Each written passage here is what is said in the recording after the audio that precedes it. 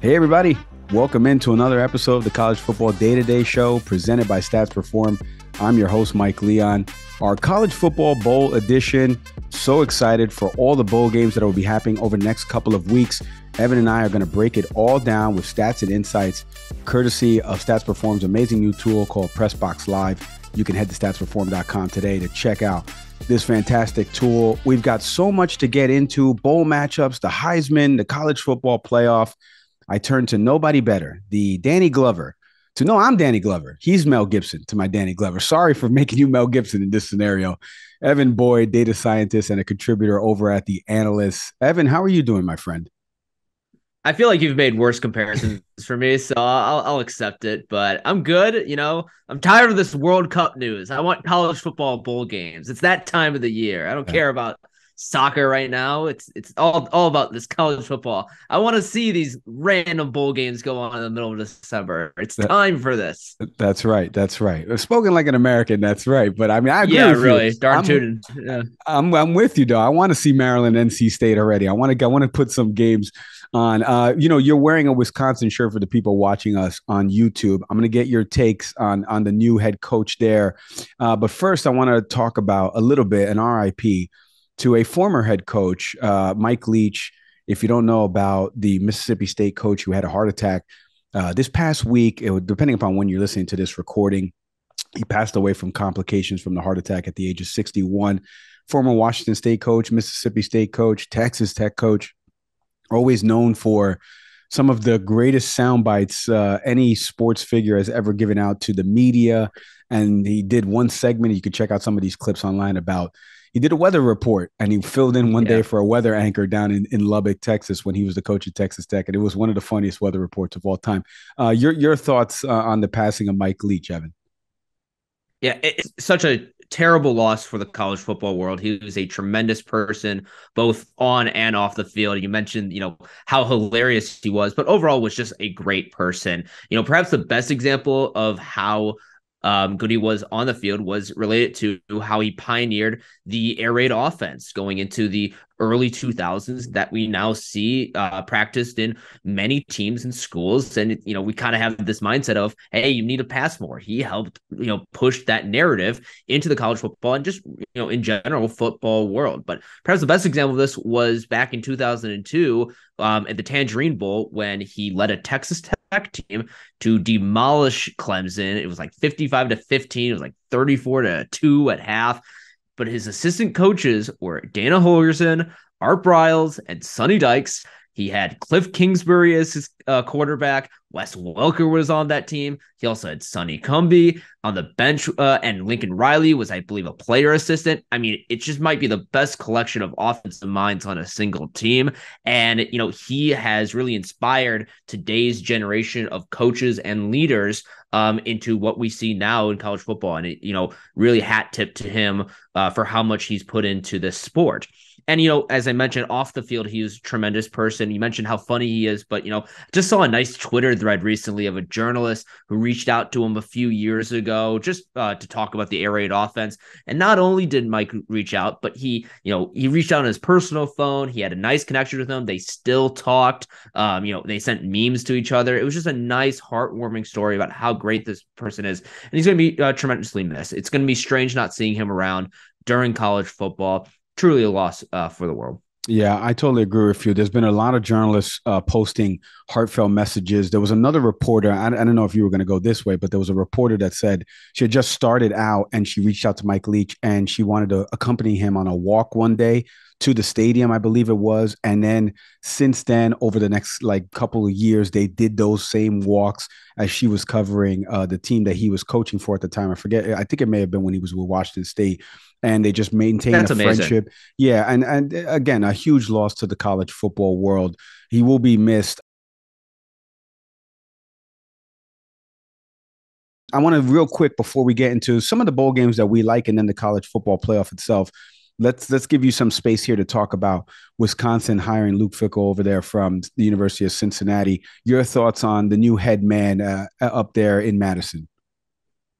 Yeah, I think it's almost unanimous that it's a slam dunk hire for Wisconsin. They lose Jim Leonard. He's going to coach in the bowl game, but they're going to lose Jim Leonard, who is, a tremendous defensive mindset. I hope for the best for him. He's a great person, great coach, and we'll see where he goes to. But when you can hire a guy like Luke Fickell, you hire a guy like Luke Fickell. Wisconsin was in the midst of its worst season in arguably 20 years. They barely made it to a bowl game. They lost to Minnesota again, and they've been practically embarrassed pretty much all season. They have not played well. The bowl game coming up for Luke Fickell might be rough. They're playing Oklahoma State. They're going to miss their three captains, Nick Herbig, Keanu Benton, and quarterback Graham Mertz. Herbig and Keanu Benton are going to the NFL draft. Graham Mertz has transferred to Kentucky after such a disappointing and frustrating career with Wisconsin for himself and for the team. Kind of just good that they mutually parted ways. It makes sense. There's going to be a surprise that they win this bowl game, but there's also a chance they get demolished. I don't think it's something we really need to focus on for Luke Fickell because the future does look bright. Fickell has been able to retain some of his players from transferring. He's added some of his best recruiters for Cincinnati. They've been able to take some commits from Cincinnati and bring them to Wisconsin. It seems like that it's actually working. They've had 4 verbal commits already within the last week, and I think they're going to get more and more coming in. They will need to dive into the transfer portal. Fickell has stated that he doesn't really want to rely on that as a coach. I understand that, but it's kind of in desperate times right now. They need a quarterback, and they might have one in Nick Evers. He's a 4-star quarterback who's transferring from Oklahoma. He just visited Madison. There's a chance they could land him. That would be big. Wisconsin also has a recruit coming in who plays quarterback. He's a 3-star. I don't know if he can start right away, though. We'll see. But they've snagged Mike Tressel from Cincinnati. He's going to be a defensive coordinator and I believe linebackers coach. He's the nephew of Jim Tressel, the Ohio State great. They also got Phil Longo from UNC. That's a huge move. He was the offense coordinator who gave UNC one of the best offenses this season, and he uses that air raid offense similar to Mike Leach used in the past. So we may no longer see Wisconsin as this running back university, which is going to be very interesting. This could turn into a school that relies on the passing game and recruits from all around the nation. So I think it's a new direction for Wisconsin that could work. But all in all, Wisconsin wants to see 2 things. They want to beat Minnesota. They've lost back-to-back seasons to the Gophers for the first time since 1993 and 94. They want the axe back. That is the most important thing. If it's a bad season, you say, hey, if they can win the axe, it's a good season. But they also want to go back to the Big Ten championship game. They have not done that in the last 3 years. Luke Fickell has hopes for the national championship, but I would say let's stick to going to the Big Ten championship. They have a chance to do that. They have a very important game next year in Madison against Ohio State. If they win that game, it's going to be huge for Fickell and the program. I'd like to see that as the key motivator for Fickell going into the 2023 season. But all in all, I think it's an amazing hire. I think it's the best they could have possibly gotten. I think other teams are jealous of Wisconsin right now. And we could see Wisconsin going back into the national highlights in a few years. But as you can obviously tell with my sweatshirt, I am a fan. Maybe I'm a little bit biased, but I do think it's unanimous that this is a great hire for them. No, I will echo what you just said there. Jealousy, yes, a little bit, as somebody that's been up to Madison before and seen the facilities. I am the Big Ten West is a lot easier of a path to navigate than the Big Ten East. Everyone knows that.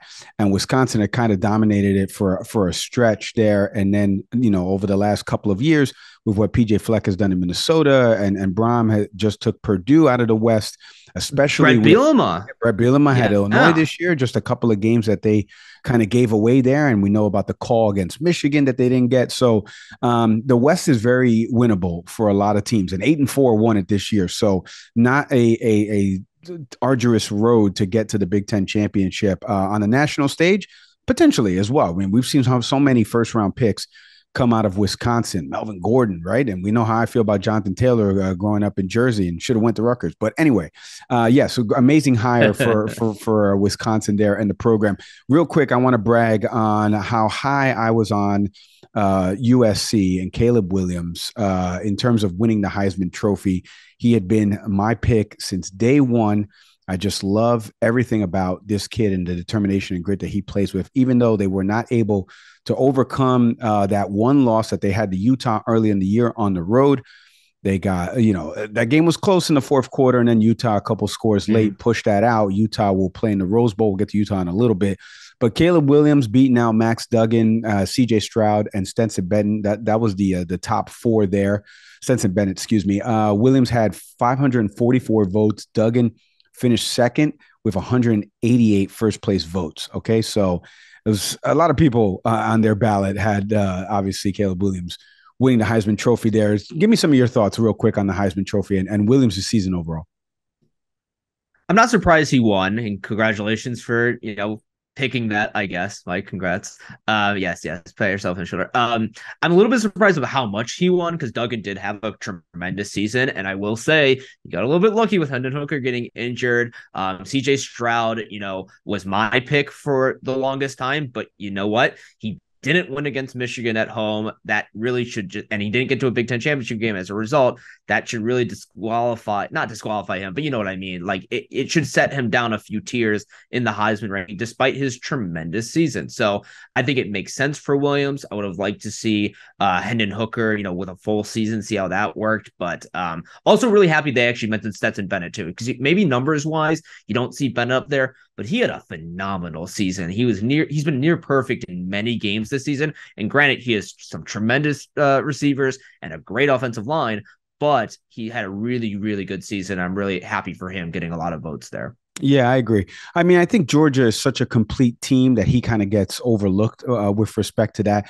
Duggan's play against Kansas State on that drive, to force overtime. And then we could argue about whether or not that was a touchdown there in overtime that they scored or didn't score on the fourth down, go for it. But Max had a great season as well. Like you said, CJ not making the Big Ten championship didn't give him another game to spotlight there to be able to say he could, take over the position that Caleb had as the winner of the Heisman Trophy. Let's try this out for side before we get into the college football playoff, the real games that matter. What are a couple of bowl game matchups that you're looking at from your lens? You've been breaking down a bunch of different games. What are a few bowl games that people out there can expect that Evan Boyd is saying these are must watch? Put these on, set the DVR, get ready to watch these games. Tell them why. I'll give you two, Mike, that I can think of. I think the one that would be more popular to watch will be the Gator Bowl this year with South Carolina versus Notre Dame. I think a lot of teams going into this were thinking, please don't pair us with South Carolina. Please don't pair us with South Carolina. And the Irish were one of those teams. And then they revealed the card, South Carolina. Because there's a chance the Irish have peaked this season with their 2 wins over Syracuse and Clemson in back-to-back games. They've been a little bit, lopsided here. They just lost to USC, although that is a very tough game to go into. They started 0-2. They lost to Marshall and Stanford this season. They've been kind of a weird team. They haven't been playing better away from home. I'll give them that. But they're also going to be without starting tight end Michael Mayer. He's been fantastic. He's going to go into the NFL draft. He's probably going to be the best tight end in that draft class. They're also going to be without Drew Pine, who's transferring after having a solid season and was tremendous against USC. They do have a solid backup in Tyler Buckner, so I think he can carry them that way too, if that's the decision they make. But we'll see how that will really affect this Irish offense coming into this South Carolina team, who's kind of like a why not us, right? They've had 2 incredible wins to program the last 2 weeks of the season, beating Tennessee, killing Tennessee, I would say, and then going on the road to beating Clemson, surviving against them. That was tremendous. So it's all about Spencer Rattler. He had to have a perfect game against Clemson. I thought, going into it when we talked about it, he didn't have a perfect game, but he was really good. The team really went on, and it kind of, showed to me that they are more of just a Spencer Rattler team. They are good on both sides of the ball, and I think they can do it against Notre Dame. Tracer, our team rating adjusted for conference and roster here at Stats Reform, does still like Notre Dame, about a 65% chance, but I think I'll still go with the Irish and follow Tracer there, but this is going to be a close one. I'll give you one more that Tracer is pretty much saying a toss-up of, and it's, a much smaller bowl, but it could be a fun one. It's Western Kentucky versus South Alabama in the New Orleans Bowl. This is the closest bowl game of the season per our metrics, with Western Kentucky favored at 50.8%. So literally almost 50-50 right there. They're fun teams. Hilltoppers are kind of an air raid offense. Austin Reed has come out of nowhere practically and has had an amazing season. South Alabama is a 10-win team. They've won 5 straight. And they have a running back named LaDamian Webb, who used to play for Florida State. He's had a tremendous season. He's had a 1,000-yard rushing season. I think it's going to be a fun one. It's going to be really close. They're 2 evenly matched teams. This might be one of those games where we see coming down to the wire, or it could be one of those that is just back-to-back overtime. We'll see. And I mentioned that because the second closest that I had going into the final week and bowl season was not a bowl game. It was Army Navy, and we saw how that game turned out. It was quite close. We predicted that it was going to be quite a close game, and that one went into many overtimes.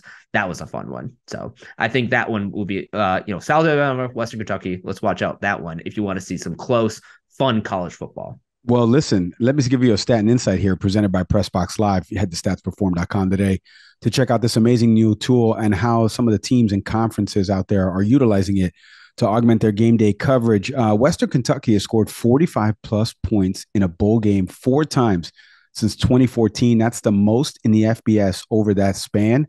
South Alabama, meanwhile, is one of the 6 currently full-fledged FBS teams that has never won a bowl game. They've never won a bowl game. So you got one team is averaging 45 points a game, and the other one has never won a game. And like you said, Tracer has it as one of the closest matchups of the bowl season. I'll give you 2 before we get into the college football playoff and the real games that matter, although some of these games matter. But let me tell you something. Oregon, North Carolina. Oregon early in the year was a top 10 program, was maybe arguably the favorite to win the Pac-12 at one point. College Game Day was out there. Quarterback Bo Nix, who transferred from Auburn, was leading them. They were rocking and rolling. North Carolina, same thing. They were out here rocking and rolling, and Drake May and all the stuff that they were doing. They only had 1 loss at the time. They were moving up in the rankings. This is going to be a fun game to watch in the Holiday Bowl out there in San Diego on a Wednesday night, 8 p.m. You got nothing else going on, maybe some NBA games or whatever it is. You want to watch a good college football game, watch the ACC Player of the Year, Drake May, a redshirt freshman who will be back for probably another 6 years, as all North Carolina quarterbacks tend to do, and they stay there for forever, against Bo Nix, who's thrown for over 3,300 yards and 27 touchdowns this year. I'm excited to watch that matchup. Love the Holiday Bowl and love the way they play it out there in San Diego. This one in Petco Park, obviously, where the Padres play. So I love seeing a baseball stadium converted to a football stadium. The other game I'm interested to watch is Alabama and Kansas State. Now, we all know Alabama just finished outside of the college football playoff. Ohio State got that 4th spot. Nick Saban the week prior had been saying, how good Alabama had played and their close losses and that they should have been in. They did not get in. Mm-hmm. How do they rebound now taking on the team that won the Big 12 championship and beat TCU? I was happy that the committee actually kept TCU in just because of how close that game was with Kansas State. But it'll be interesting to see how Alabama responds not getting into the dance, right? And how K-State responds fresh off of beating a team that's in the playoff and winning their conference, right? Will Howard played really well in that game. Does Adrian Martinez come back, and each of them are taking a turn under center? We'll see. But I think that's one of the marquee matchups for this bowl season. I'm glad you mentioned that. I'm glad you mentioned that actually, because about Nick Saban saying that they're better than people think, even with 2 losses, because Stats has a metric called playoff potential. It just kind of shows, if given this team and given what their future might look like in the rest of their schedule, are they a potential candidate for the college football playoff? Like, do they have the potential? And the higher you are, the more likely you're going to be. Top 4 teams were the exact order that we had in the playoff. Was decided. It was Georgia, Michigan, TCU, and then Ohio State. But number 5, which is a little bit different from what the playoff committee said, we had Alabama. That's because the 2 losses that they did have were quite close, and they dominated other teams in wins. So I give Nick Saban there. But I think, in that game, I would have Alabama winning, but that Kansas State team is good. You got to watch out for them. That's a tough matchup for Nick Saban, and it might be, if they're healthy and 100%, might be the toughest matchup Alabama's had all year. Yeah, it's definitely tougher than the way Auburn finished the year. So, I mean, this is interesting. Again, the layoff, this is a December 31st game. So, a few weeks from now, noon start, not like a primetime game. So, I'll be interested to see how Alabama kind of responds based off knowing that later on in the evening are the games that they think that they should have been in, right? That's always weird to gauge college football athletes and how they respond to some of these bowl games and times and cities. Or is their heart in it, or are they preparing for that next journey at the next level, which we know a lot of Alabama guys are going to play at the next level. Speaking of the next level, the college football playoff, it'll be expanding in a few years to include more teams. But for right now, it's 4 teams. And we just mentioned the top 4 with Georgia, Michigan, TCU, and Ohio State. The first matchup is TCU and Michigan. Those two will be playing on New Year's Eve for a spot in the national championship game. Evan, talk to me a little bit about this matchup. Break it down for our audience. What do you expect in this matchup? Yeah, this is a cool one. Michigan returning to the playoff, TCU having such a tremendous ride to the playoff. I was kind of rooting for them to get into the playoff. They're a fun team to watch. I love Max Duggan. I think they, can really pull this out. But I feel like going into this, people are going to think it's heavy Michigan. So I want to talk about what can TCU do to win this game? And it is revolving around Max Duggan. Time and time again has Duggan carried this team to a win, whether it's been on a last second setup for a game field goal to key drives towards the end of games. He has been there. And while he's actually had almost the exact same yards per attempt as last year, Sonny Dykes has trusted his senior quarterback more, and he has delivered. His touchdown rate went up, his pick rate went down. So, and a lot of Duggan's success has been with Quentin Johnson as well. Johnson has showed flashes of brilliance in Big 12 play. He broke out in October against Kansas and Oklahoma State, but he also had a really good Big 12 championship game. So that's going to be something that Michigan is really going to have to cover. I also like to point out that Michigan also has a free safety named Quentin Johnson, spelled slightly differently. So I am begging the football gods to give us a Quentin Johnson versus Quentin Johnson matchup. That's going to be great. But jokes aside, it could be freshman Will Johnson, so still a Johnson matchup. My goodness, that will go against Quentin Johnson, the TCU one, and that will be really good because Will Johnson just had a tremendous game in the Big Ten championship game. He picked off Aiden O'Connell of Purdue twice, and he is starting to cement himself as one of the best defenders in college football. He's a freshman, so that's really cool to see. TCU's rush defense, I feel like, also has to be key here. They could not stop the run game against Kansas State. Deuce Vaughn had 130 rushing yards that game, increased Kansas State's lead in the fourth quarter on a big rushing touchdown. They've shown signs of promise. They held Texas without basically a run game in that game that happened earlier in November, but they really had to kind of keep it together. Let's focus on Michigan now, too. The last 2 games have proven that they don't need Blake Corum to win a national title, which is, kind of crazy to think about. He had the Heisman hopes, but Donovan Edwards has racked up 401 rushing yards in Michigan's last 2 games. He's averaging 8.5 yards per carry. I mean, this is unreal stuff. And they have had a lot of more creativity in this offense. Credit to Jim Harbaugh for taking advantage in the second half and giving Michigan this new, insightful way to look at. I would like to point out Kalel Mullings, who's a linebacker. He had not 1 but 2 rush touchdowns against Purdue. He's kind of acting like a fullback right now. That's fun.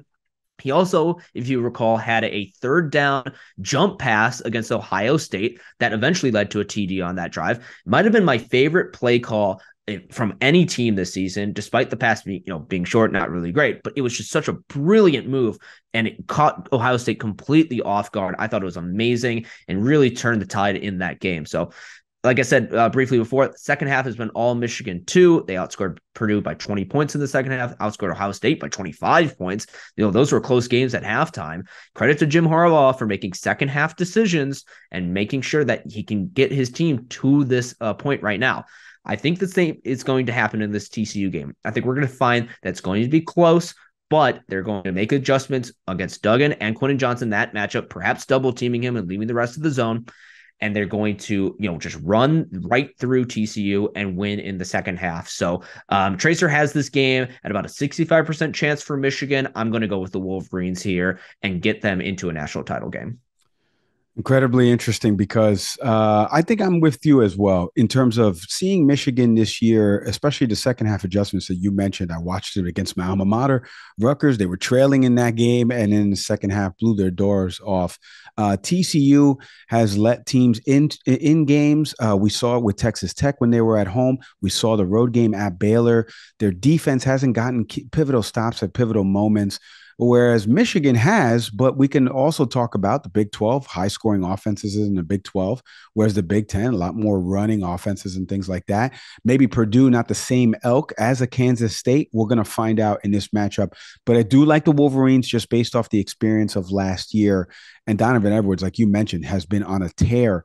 Again, my big thing is the layoff, right? These guys now have not played a game since, end of November. TCU had an extra week with the championship game in the Big 12. We'll see if any of that factors in. But I'm with you. I like Michigan to advance and get to that final championship game and avenge the loss that they had last year. By the way, this is the first time these teams are meeting in the bowl season in their program's history. The last time the Horned Frogs appeared in the Fiesta Bowl, it was in the 2010 season, excuse me. They lost 17-10 to Boise State. Michigan, last time they were in the Fiesta Bowl, 1986, and they edged Nebraska Wow. 27-23. Those stats and insights presented by Pressbox Live. All right, let's move into the other matchup. Let's see who's going to join Michigan in that championship game, a huge one here. And again, if you had before the season kind of pegged which two teams would potentially face in the finals game of the college football season, if you had guessed Georgia, Ohio State, a lot of people would probably agree with you, right? If you had put that out there, because Georgia and Alabama, one of them is going to knock each other off, and then Ohio State, Michigan, one of them is going to knock each other off. Well, here we are. Georgia is going to play Ohio State. It's the night game at the Mercedes-Benz Stadium there in Atlanta at the Chick-fil-A Peach Bowl.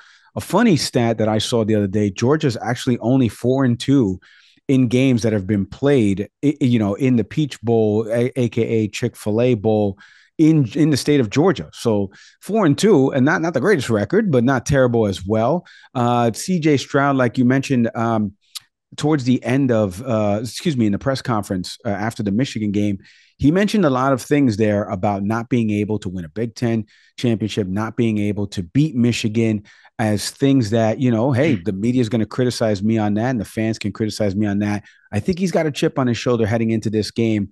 But Evan, what do you think about Georgia and Ohio State in this matchup? What can people expect?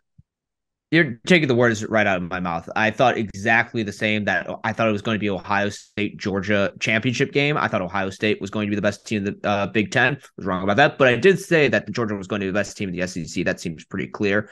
And I thought it was going to be a championship game, but I guess we're lucky to have it as a semifinal instead. I want to talk historically, too, about the fourth seed, which Ohio State is, Georgia being number one. Remember Ohio State, the first year of the playoff in 2014, they made it as the fourth seed after trouncing Wisconsin in the Big Ten championship game. Don't like to think about that, but I have to. And since then, only one fourth seed has made it to the championship. That was Alabama in 2017 on that great Tua pass in overtime against Georgia. So, not a lot of success historically, other than the two times back in the day with that great Alabama that, caught fire, and Ohio State that, really snuck in, also caught fire. So, you kind of mentioned it. CJ Stroud has kind of a chip on his shoulder. I think a lot of people are kind of down on the Buckeyes right now and see how they react to that. Because Ryan Day is now lost to Michigan in back-to-back seasons, and they were embarrassed at home, frankly. CJ Stroud did not win the Heisman basically because of it. They have a chance now to prove everyone wrong and be the best team despite being this 4 seed. So they've illustrated this season that they can have a dynamic offense even without their top wide receiver in Jackson Smith-Njigba, who has now decided to enter the NFL draft. I do kind of feel bad for him. It was a rough season. He had this injury, and it's only so much you can do. But I hope all of the best for him going to the NFL. They still have 2 1,000-yard receivers without him, and Marvin Harrison Jr. and Emeka Egbuka. I mean, that's crazy. Especially, I think people love looking at Marvin Harrison Jr.'s incredible catches this season. It's going to be tough for Georgia. I don't care how good their defense is, because they both are tough guards, and they cannot double up on one because the other is going to trounce them in big plays. So both had 40-yard plays against Michigan. They can do the exact same against Georgia. But does Ohio State have enough in the run game to beat Georgia? Because will they have to rely solely on the pass? My guess is that it will not be enough on the run side because it's really been kind of discombobulated. Travion Henderson is out with an injury. Mayan Williams has kind of been absent over the last 2 games. So they're relying on Chip Tranum, who had a solid game against Michigan, but he's listed as a linebacker. I don't know. It just seems kind of off in that perspective. Georgia, meanwhile, they've played 2 neutral site games this season, most recent being the SEC championship game, of course, when they put up 50 points against LSU. But the start of the season, they murdered Oregon 49-3. It was still probably the most impressive win I've seen by any team this season. It wasn't even close from the start. They had everything cooking from Stetson Bennett to the defense to their crazy receivers. I think they're the most dynamic team this season on both sides of the ball, and I think that's what's going to propel them in this game. They rank 8th in the FBS in offensive tracer and 3rd in defensive tracer. So there's one of those teams that is top 10 in both. Though they did allow over 500 pass yards to LSU. I want to point that out because this is a chance that CJ Stroud can throw for 500 yards and they still might lose that game because what about the running game? But Georgia allows the fewest rush yards per game, under 3 yards per carry. So I think Ohio State's going to have to rely entirely on this air raid offense. That's kind of the theme of this podcast, hasn't it? I think special teams can come in clutch as well, just like how it did against LSU. They had blocked a field goal, returned it for a touchdown. Stetson Bennett's been great. Rush game has many threats. I like to look at Brock Bowers being one of the best tight ends this season, but I also love Darnell Washington. He's 6'7", 270 pounds. He hurdles players. He's a freak athlete. He had a great SEC championship. I think he's going to be a possible guy to watch out for going into just playoff and let alone this game. Tracer surprisingly has Ohio State favored at about 55%, but it's a close one. It's going to be really close. That's really because we've had Ohio State as a significant offensive threat more than Georgia, who's still really good on both sides. I think this will be a really close one. I think it'll be closer than Michigan and TCU. The Buckeyes will have to rely on the deep ball to win, and I do think they're going to get some key passes to either get them into the game after a deficit or maybe just start off the game. I don't think it's going to be enough, though. I think there's part of me that wants to lean Georgia here. I think they're just overall well-balanced. They won last year. They've been here before. And if CJ Stroud, can't get to a Big Ten championship game, how much can I trust him in the playoff right now? So I think I'm going to go with Georgia here. I think they have a slightly better team. I'm going to say it's going to be like a 33-28 game. I think it's going to be, have a decent amount of scoring, but Georgia will take advantage here and they will move to the national championship. I hate to be right alongside you in this because I like to sometimes, to put a little checker on a checker, as they like to say, but I'm with you. To quote Ric Flair, to be the man, you got to beat the man. And Georgia right now is the man. They're strutting down. They're giving the woo. They're giving the chop, if you are sticking with the Ric Flair analogy. I just don't see how Ohio State has enough, especially with the experience that Georgia has in winning the title last year and the run they went through. And I also think that you mentioned a little bit about the receiver not playing for Ohio State. CJ Stroud, I can see a deficit in this game where he has to lead them back in a few 3-and-outs, similar to how he had in the Notre Dame game earlier this year. I know it was the first game of the season, but if you're looking at other teams that they've played competition-wise that are pretty decent teams, Notre Dame obviously was pretty good down the stretch of the season, had a huge winning streak during. Stroud didn't fare pretty well in that first half against Notre Dame. He got bottled up a little bit there. So I think Georgia can do that. They have better athletes on both sides of the football. I like Georgia to win that game. And then obviously when they take on Michigan, who knows if an extra week will get Blake Corum in there to be able to play. Who knows if he even plays in the matchup against TCU. But I think Georgia, when it's all said and done, will be taking it down. What do you think if now we have Georgia and Michigan? We both have the same championship game. Who would win that matchup? Yeah, I was just going to say that Tracer projects Michigan as the most likely team to win it all, but it is close. They only have a 33% chance of winning. Ohio State is actually at 30%, the second most. Like I said before, they are favored against Georgia per Tracer. But, Georgia's there at 24%. TCU is the lowest at 12%. They're still a tremendous team, but they're a little bit lower than these other teams.